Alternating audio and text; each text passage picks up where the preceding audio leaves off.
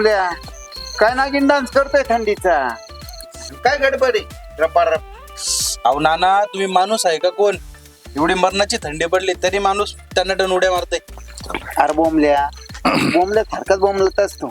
थंडी राहिली मग काय झालं? काम करायचं ना रपारप. हे बोंबल्या काय करतोय? येडा झाला चिमटा काढतोय. पाहत होतो तुमचं गेंड्याचं कातड आहे काय? एवढी थंडी पडली तरी तुम्हाला त्याचा काय फरक नाही. अरे काय उंबल चालली दोघांची? हं? या गणपत बस बस रे सदा.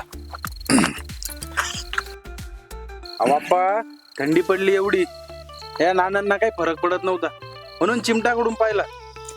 अरे बोंबल्या, व्यक्ती तितक्या प्रकृती, प्रत्येकाची सहनशीलता वेगवेगळी असते.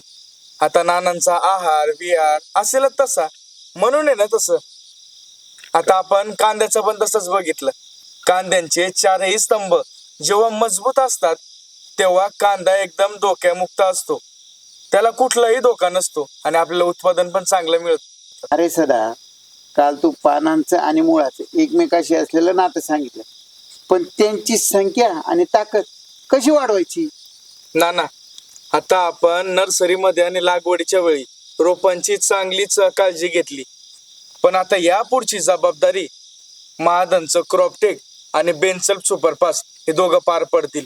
जसं बिल्डिंग बांधताना सगळ्यात अगोदर आपण पाया बांधतो, मग त्याच्यानंतर भिंती स्लॅब हे सगळं बांधत राहतो, तसंच आता पिकाची मुळी म्हणजे त्याचा पाया. पाया जेवढा जबरदस्त आणि भक्कम तेवढं पिकाची बिल्डिंग ही देखणी आणि जबरदस्त अशी उभी राहते. अहो भुजंगराव, क्रॉपटेक पहिले काम काय करत असेल तर पिकाच्या मुळीचा झटपट आणि निरोगी विकास. क्रॉपटेकच्या बेसल डोसमुळे पिकाच्या पांढऱ्या मुळीला चालना मिळते आणि इतर सामान्य खताच्या तुलनेत पिकाच्या मुळीची संख्या आणि लांबी चांगली मिळते. आता एकदा का मुळी चांगली तयार झाली, झालं का इंजिन चालू.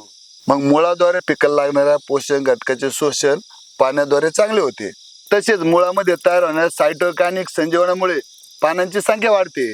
नाना, क्रॉपटेक मध्ये असलेल्या दुय्यम अन्न घटकांमुळे आपल्या पानांमध्ये चांगलंच असं हरितद्रव्य तयार होतं आणि क्रॉपटेक मध्ये असलेल्या सूक्ष्म अन्न घटकांमुळे जिब्रॅलिन आणि ऑक्सिन नावाचे संजीवक पण तयार होतात आणि त्यामुळं पानांची रुंदी आणि आकार दोन्ही वाढतात.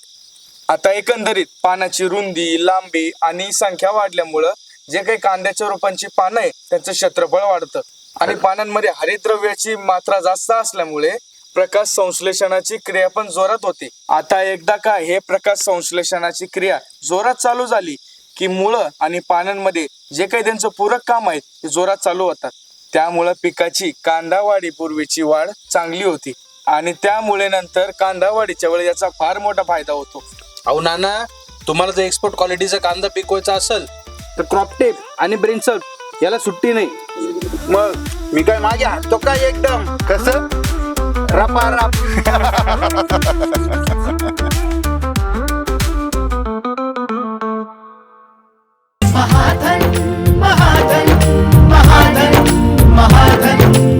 महाधन